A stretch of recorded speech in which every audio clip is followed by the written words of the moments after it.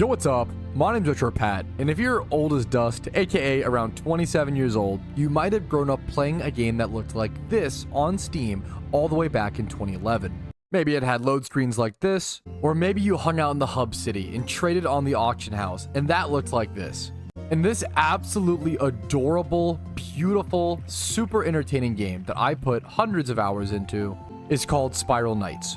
It is a classic MMO from a different era that unfortunately isn't the main topic of today's video, but if you would like to see a full video on this gorgeous game, please let me know. It's always been a fan favorite of mine. And I still think about this game even 14 years later. But the reason this game is important and relevant to today's video is because it was one of the first ever free-to-play launch titles on Steam. Once again, if you're around 27, aka old as dust, similar to how I am, you may have been on Steam for a long time at this point, maybe 14 years, maybe longer. And if you played video games back then, especially on Steam, you know how different the landscape was. It was almost impossible to find free-to-play video games on the internet. A sentence that sounds insane today. You see, in modern day gaming, we have a totally different problem. We have too many free-to-play games to try. Some of which are quite good. Others are downright classics that define the genre of the decade. But a lot of them also suck really hard. Even worse than games that suck is the newfound Gooner bait. I'm sorry to disappoint you, but we will not be playing any of these games in this series. But we will be playing some good games, some possibly bad games, and maybe even some games no one's ever even heard of. Because there are multiple free-to-play games being released every single day on Steam right now. How could you possibly play all of them? You can't, but free-to-play games are fun, and obviously require very little investment aside from your time. So what if someone made a video series going through multiple of these games and letting you guys know whether or not they're worth your time? Well, that's exactly what this is. Welcome to the new series on my channel, Is It Worth It?, where I will try to play as many free-to-play games on Steam and give you guys my honest thoughts on them after about an hour or two of gameplay. Now, an hour or two of gameplay is not a lot, and that's kind of the point. It's meant to just tease the game to you guys, give you a taste, figure out whether it's worth for you to play it or not, and then you can go experience it for yourself. These are not going to be full in-depth reviews of these games. Just first impressions to hopefully point you guys in the right direction for how to spend your evening after work. Or maybe you'll even find the perfect game for you within this series that you'll spend hundreds of hours on. That would be the dream. And the game you see on your screen right now is today's first free-to-play game that we will be judging. This is just a very simple, cozy 3D platformer simply titled Moose Lost in the Woods. It was created by a small Swedish developer team, and it was meant to be a game enjoyed by everybody, breaking language barriers by not including any text in the game itself. Is this a cozy, cute way to spend your evening, or a boring slog? Let's jump into it. Welcome to Moose Lost in the Woods. Here is the starting screen where we use our arrow keys and spacebar to just jump into things. And I say we do exactly that. Just jump into things. See how this game loads up, how it looks. We have a little opening sequence. Look at this art style on the top and middle of the screen. There's no text, no dialogue, no bubble boxes like we were told. It seems like he spots a nice glowing cyan butterfly and gets lost from his friends. How sad. What a sad tale. We can use WASD and can we use mouse or no? No, you can't use, maybe there is a control screen for that, but this is a WASD and arrow keys themed game, which normally I wouldn't love. However, for a cozy game like this, I don't mind it. I don't mind a both hands on keyboard. It kind of gives a nostalgic feeling how you would play games in the past, right? Like, we don't really use our arrow keys much anymore for playing video games. How high is the jump? Does he do a little, it looks like his like snout enters the air. He like tries to fly higher. Wow, the jump is really cute and very wonky, I will say. Not the greatest response. Like, I'm trying to... Can you just infinitely jump? Am I hitting the ground? I can't even tell. So if you hold spacebar, you jump higher. Yeah, so if you tap it, you jump lower. But I'm trying to figure out... I think double jump might just not be a thing. And if I'm double jumping, it's just because... I see. I think what happens is if you press spacebar while you're in the air, it actually re-grounds you. It actually brings you back down to the earth. That's what's happening. If I press spacebar, yeah, it like brings me back down to go for another jump. That's a very interesting mechanic. Let's just run around and pick up some of these beautiful pine cones. I remember being told in school growing up, whether a pine cone is open, I think it means there's no rain, and if a pine cone closes up, there's like rain coming. It's one of the old ways to tell how the weather is going to be. But honestly, that's just going off of old memories. Okay, let's go talk to this guy. He waves. He says, hello. I'm lost. Where are my friends? Follow the path. Okay. Will I drown if I go in the water? It won't even let me. The game will not let me drown. Okay. Understandable. We're keeping the same cozy aesthetic. We can't go up this, it seems. We have to unlock it, perhaps. There is a pine cone up here we can get to. Okay, so you can jump to more locations than I might initially think. I have to get used to that. Also, when you land, you're kind of slowed down for a sec. You don't run as fast. There is a sprint key. And oh, that's really cute. The little pitter patter of dust behind him. Okay, that helps tremendously. We see a little park bench over here where people were maybe eating. I have 12 pine cones. Tab is your inventory button. 12 pine cones and 0 wood slabs. Okay, so I think water drowns me, but I think I should be able to... How do I get to these fellows? I've got to be able to get these somehow, right? Do I have to climb up on that big rock and then jump down? What is the way to get to those pine cones if I can't? There's an invisible barrier for the water. Let's talk to this guy. Hello, he says, basically. What's up? Can't swim. 15 pine cones. Okay. I need to get a certain amount. This is very old school, like very Spyro inspired. There's a pine cone back here behind this tree. That's a cute little... I love the hidden treasures like that. That's what really makes these games... the encourager to explore every little nook and cranny in a platformer, I do think is something that we don't see as much nowadays. The little off-beaten paths. We just don't see many successful platformers in general because I do feel like they are a little understimulating for the average gamer. But I like the idea of this leaning into it, right? That's the beauty of this cozy platformer. Because I think nowadays, if you go back and you play Spyro... I love Spyro, don't get me wrong. But I don't think it's aged amazingly well. Really sadly, right? Because I think it's a little underwhelming. It's a little understimulating. However, it still has that amazing vibe, and the aesthetic of Spyro is to die for. The music, the soundtrack, all the different visuals. I love the spawn sequence of Spyro 1. I will just never forget how bright and green that like hedge maze is. Burned into my memory forever. And I like that this game kind of says, you know what? Platformers are a little underwhelming based on modern video game design. What if we lean into that and create a comfy, cozy experience? We actually jump further. I think that's genius. Jump further up here and see where this takes us. We can. Okay. They really do want you to explore. I don't know if over here is somewhere I have not been. Is this a hidden little area? Is there anything special here? Not seeing anything crazy. You can go in the bushes to see if there's pine cones in there. This pine cone is getting roasted, as we can see. Roasted pine cone. Look at this beautiful obstacle course. And I do love the music and the ambiance. I wish the camera had better controls. It's a little cozy, but you should be able to zoom in and out. I think I wish that was a feature. The fact that I can like get, clogged behind these trees is pretty awkward. But I know that's tough. I think better camera controls would have been core to this, but we can pedal our little legs along here. This is fun, and it just brings me back to games like SpongeBob Battle for Bikini Bottom, games like Spyro, these like open world, old school platformer games that have been lost to time. There's a fair bit of paths as well. For a free-to-play like indie platformer game, I'm not learning the map so quickly to where like there's nowhere else to go. Am I gonna slide down?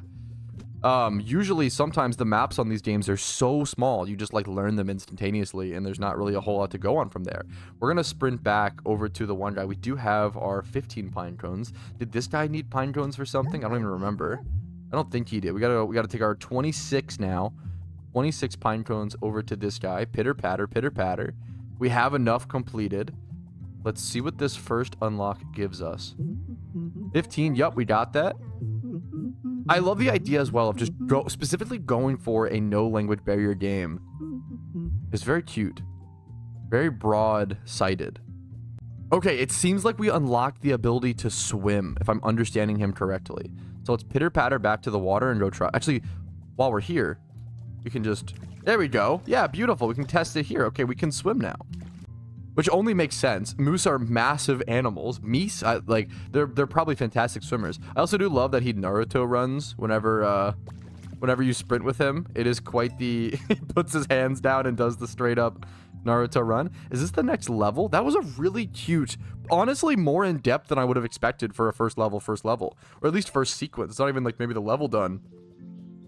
That's just the first area. This little map is so... I wish we could zoom in or click on it in some way, interact with it in some way. I'd really appreciate that, but just a cute little map. Look at this. I love the thought. Wow, the thought into the level design is beautiful. The mushrooms interacting as very classic, but it's what you want in this kind of game. A classic, nostalgia, cozy, comfy platformer.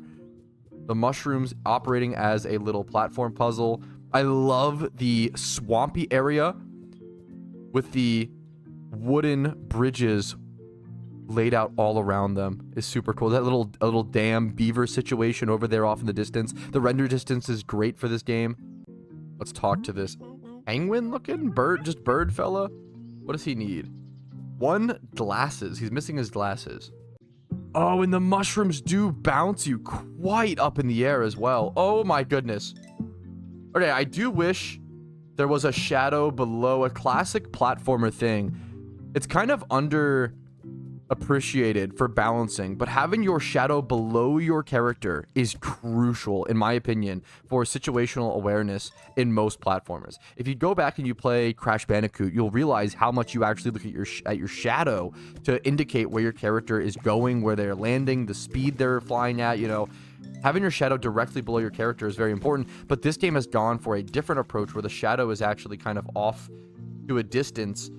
It's a more realistic shadow, similar to how the sun would operate, but it's more difficult for judging your jumps. But I guess if the platforming isn't too difficult, that's probably fine. You don't need to have the most accurate shadow, but I would take the utility over the aesthetic. But maybe that's silly in a game like this. All right, so we can see now that we do have our little goggles, our swimming goggles and snorkel in our bag. We are still looking for wooden planks. He disappeared that time. We're looking for wooden planks. What is this?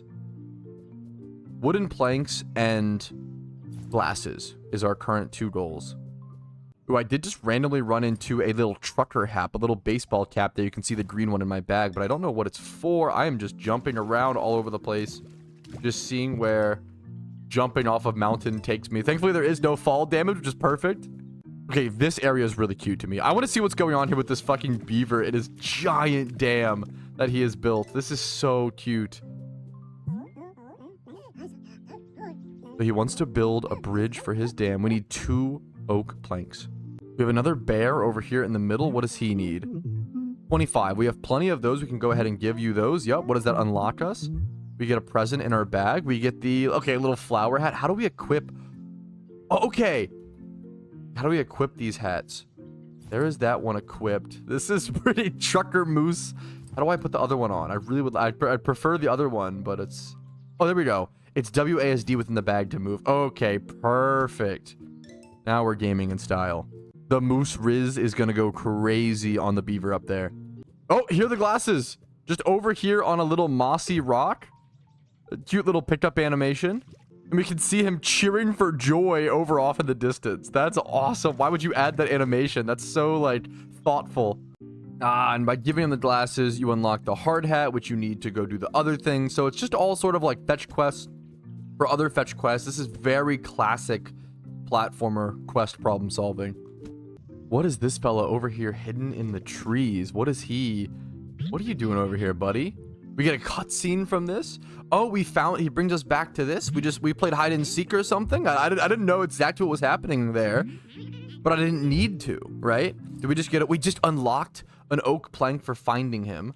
So now we can go, we have the required means to go unlock the new bridge from the beaver. And I'm not even like really trying to solve the things. And that's the beauty. That's the goal of this game. I don't think they want you to have to like hard focus. And like, I'm just wandering around. I'm just enjoying the atmosphere, enjoying the ambiance. This is the perfect kind of game to come home from work. You're a really hard day. Your brain is overwhelmed. You're overstimulated. You want to come home. You want to run around a beautiful world, not even really pay attention to the goals. And eventually you'll sort of just make progress and keep continuing on, unlocking new atmospheres. This is the perfect game for the perfect mood and the perfect kind of person. But it's not going to be for everybody. If you come home understimulated and you want to like load up a few games, a Fortnite or a Battle Royale or a shooter or a MOBA, something a little more competitive, hopefully it should be obvious. This game is not for you. You're going to be frustrated and bored if you load this up with those kind of objectives in mind. It's always important to play the right games based on your objectives. What do you want to achieve tonight with your little gaming, your after work gaming session? What do you want? What feeling are you trying to achieve? What enjoyment are you trying to have? Make sure to ask yourself those questions whenever you load up any game, whether it's free to play or not. I love the bouncing. That was quite like, those physics were quite good. I don't super love the jumping physics. I think they could be a little bit cleaner, but they really aren't too bad once you get used to them. Oh, this bridge looks magnificent, dude. This is really, really cool. This giant log bridge on this section. This is gorgeous. Ooh, here's a dumb little magician's top hat. We'll definitely put that on, at least for a little bit. Can we actually put the... Oh, we can put the little goggles on. That's cute. I didn't know that. So you can only have 8 hats. I hope there's not 8 hats total in the game. I really hope that there's more, and you can only have 8 in your inventory. That would be my guess. But it wouldn't surprise me if this is one of those games that honestly is only 3 or so hours of total gameplay. This is obviously not a game that you would play for hours and hours and hours on end every single night. This seems like a really beautiful game that you would load up, have a fun afternoon with, and kind of move on from. A nice little chill, comfy 1 to 3 hours. If you're waiting for your friends to load up for a certain game, get home from school, waiting for your friends to get off from work, this is a great game to play in the meantime to kill some time and have a nice little vibe. All right, we've got our 50 pine cones, which is what we needed for this next little section. Let's go ahead and interact with that, and then hopefully try to move on to this next area. I want to see what this is. They're trying to build like a little party patio, and I am vehemently interested in this. So my next main mission, I think, is to get 8 of these wood logs. That is quite a bit. I currently have 5 of them. All right, and I think this should be plank number 8. Let's go ahead and pick that up. Yeah, that is number 8. Dude, it's really cute. I wonder if this game has like a speedrunning scene. I feel like it would be really cute to speedrun a game like this and learn its pretty specific movement mechanics. And yes, of course, because if you can speedrun it, people will. There is a moose lost in the wood speedrun section over on speedrun.com. I was going to say .net. I think it got changed. I always confuse it. Speedrun.com. There is an any percent with only 2 players with runs and then no major skips, and no one's done 100%. These runs are also 3 minutes, or any percent is 1 minute and 44 seconds. How does he do this? Let's go ahead and let's just watch a little bit of this. You know what? I actually don't want any spoilers for the game, so we're going to go ahead and just pause that. We will come back and we will watch it in the future. It's only 1 minute, so we'll come back and see how people play through it at the end. Let's go ahead and go interact with this penguin, get this nice little thing built, the cute little makeshift fireworks. Anything? It's just a little place. Nothing else going on in there. Let's go talk to him again. Then we should be able to go. Do we need to string up lights still? Is that the goal here? Let's go talk to these people over here. I want to see if we can get to the next area. One more new area I'd love to see. Wave, wave, wave. They want to build some sort of stadium, and I don't think I'm going to be quite close to that slash. I haven't seen the next quest for that quite yet. I think I found the area I need to go to. This is really pretty. Really, this might be my favorite area of the game so far. Even seeing it in the little dialogue box, I was interested. Oh, and there's a frog up here. See James, see the DJ frog? Let me go see. No partying. Let bro party. Okay, I think he just wants us to go talk to the other fellows. Let's go grab this little plank, though, while we're here. Let's go talk to the others and see if we can let them party. All right, yeah, the thing above their head has changed. Let's interact with them, and now we can party. Okay, this game is 10 out of 10. Absolutely perfect. Okay, and I think letting them party, inviting them over to the party, unlocks the next area. So if we just sprint over to it, Let's jump inside. How many areas are there in this game? Is that it? That's cute. That makes sense. It's just a cute little game. This whole game, this whole experience can be enjoyed within, I want to say, an hour. And that's not what everybody wants when playing a free-to-play game, but if that's what you want, if you want to blow an hour of time, have some fun, have a unique gaming experience, have some nostalgia, have some coziness, I really do recommend you check out Moose Lost in the Woods. I think it is very much worth your very minimal 1 hour of time they request of you. I think in this modern era of gaming, sometimes people shy away from games like this. They only want to play live service games. They only want to play games where their progress carries on. But the whole point of playing video games, and even arguably living on this planet, is to have some fun and leave a positive impact along the way. So if you can have some fun playing Moose Lost in the Woods, which I vehemently did, and then you will have some fun, you probably should check it out. Enjoy your time. Thanks for playing our game. Thanks for making it. All right, let's now go check out Bixel. Let's see what he does. What makes this run so insane? How does he do it in a minute 45? I'm even going to go ahead and put it on 1.5 times speed. The quality's a little rough. Sorry about that. We'll raise it. There we go. We do it live. So just sprinting straight through. Is it just pathing? Is that literally all? Is there a glitch to get through the water? There is a invisible okay. I see. So there's an invisible wall. No way you go out of bounds in this game. That is a sick skip. That is a really funny skip already. I would have never... I love watching speedruns after playing through a game. What a perfect... Can you just do that for everything? You just jump over the invisible... That's the whole game. I mean, that's sick. I love it. He's also playing specifically on Xbox controller. I wonder if that factors into the ability to, like, skip up the wall like that. You're basically just Skyrim horse running over everything is what I'm seeing. No way you just do the same thing here. You just keep trying to spam jump glitch into the little portal. This one's probably the hardest one, I would guess, because how do you get it to trigger? You have to get... It's so high up you have to jump. I said when I started playing, like, the jump, it feels so strange. You fall behind to trigger it? That's awesome. Well, that's how you beat Moose Lost in the Woods in a minute 45 seconds, or a minute 49. That's absolutely amazing, and I'm so glad we could end on that. And I'm so glad I played Moose Lost in the Woods. This was definitely worth my time, and once again, I think it is definitely worth yours. I would honestly give this game a final rating of 10 out of 10 if it fits your vibe and if it fits your objectives. Understanding your objectives when you sit down to play a game, sit down to watch a movie, pretty much any media you engage with, any entertainment activity, you have to understand what you're looking to get out of it. If you're looking to get a nostalgic, comfy, cozy 1 hour spent exploring something, kind of reminding you of old school platformers like Spyro and the such, then I would definitely check out Moose Lost in the Woods. It's such a low barrier to entry, extremely easy to run, extremely low storage size, just a fun, easy to jump into, stress-free time. Check out Moose Lost in the Woods. And if you enjoyed getting lost on my channel and getting lost in the woods with me, please make sure to like the video. It helps out tremendously on a small channel like my own. Subscribe if you want to see more videos like this. I have a lot of interest going forward with continuing this series. So if you want to encourage more videos just like this one, figure out what free-to-play games are worth your time, go ahead and subscribe to the YouTube channel. And this is obviously a lot harder than it looks because, look, I cannot replicate what those speedrunners were doing. It turns out even a game like this, a run like this, you need practice, skill, and lots of blood, sweat, tears, and effort. So that's it for me. I'll see you guys later. Have a great day. Play games you enjoy, and have a good one. Peace, Reno. Hey, what's up? Retro Pat here, and I want to say a quick big thank you to everybody whose name is listed here because it means you went above and beyond and supported me via the Patreon, which allows me to put more time, effort, and resources into this channel. Thank you so much, and have a great day.